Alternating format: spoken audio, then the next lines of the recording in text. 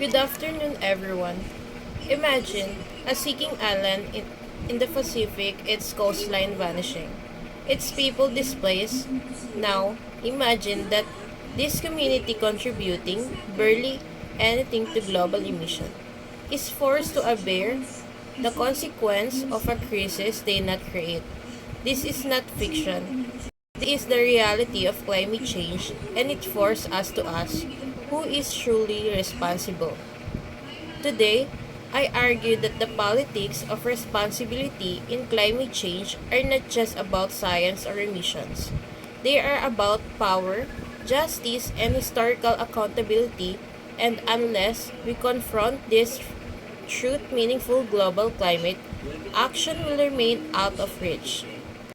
The crisis is shared, but not responsibility is not equal. Let us begin with the fundamental truth.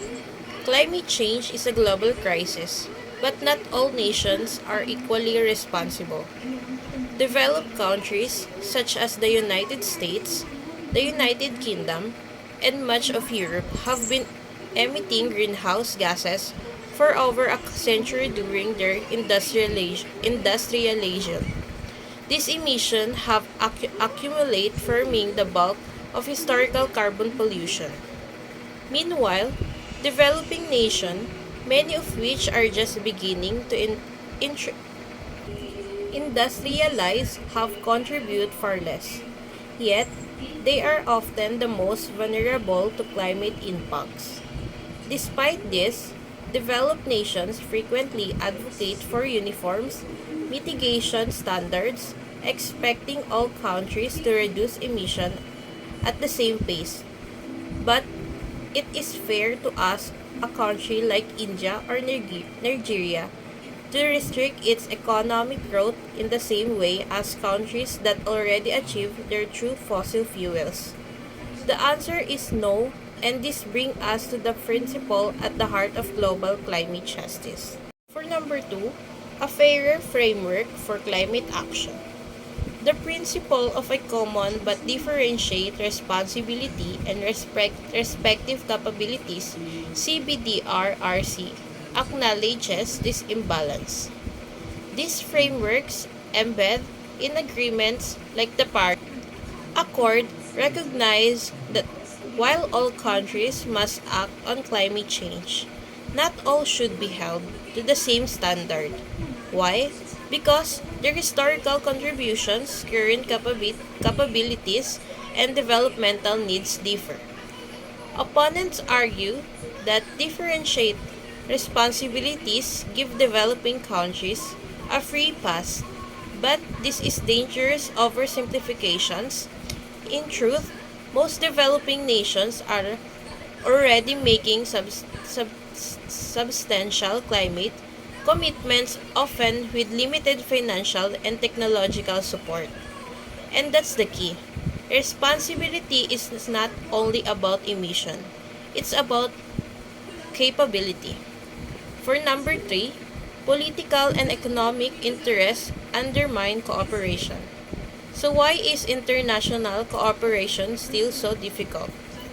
Because climate because climate negotiations are deeply political, developed countries are reluctant to take full accountability for their historical emissions or provide the financial and technological assistance needed by the global south. At the same time, developing countries resist binding commitments that should stall their progress toward poverty alleviation and economic independence. The result? Deadlock. Progress is slow, trust is eroded, and the planet suffers. For number four, case studies, injustice in action. Consider the case of Bangladesh, a nation responsible for only 0.56% of global emission. Yet it faces rising sea levels, cyclones, and mass displacement. Contrast this with the United States, which has emitted more carbon dioxide than any other country in history. Yet, its domestic climate policies offer waivers, and international commitments fluctuated with political leadership. Or look at the financing gap. The 2009 Comprehension According promised 100 billion annually from developing nation for climate adaptation and mitigation, yet to its day the target remains unmet. Where is the accountability? For number 5, the way forward, equity, not equality. So what must be done? First, we must stop pretending that climate justice can be achieved through one-size-fits-all solutions. What we need is equity, not equality.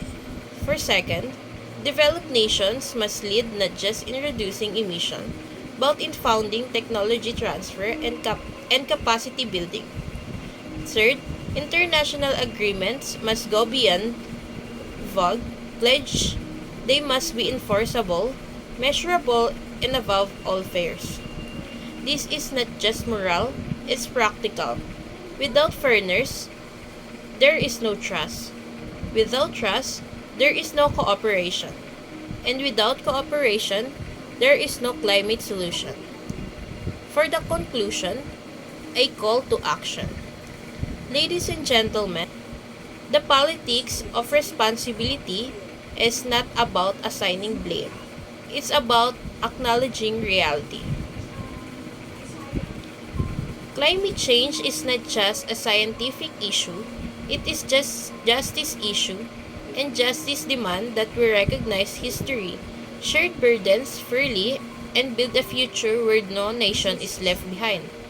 If if we are to succeed in addressing the greatest challenges of our time, we must stop asking what is convenient and start asking what is right. Thank you.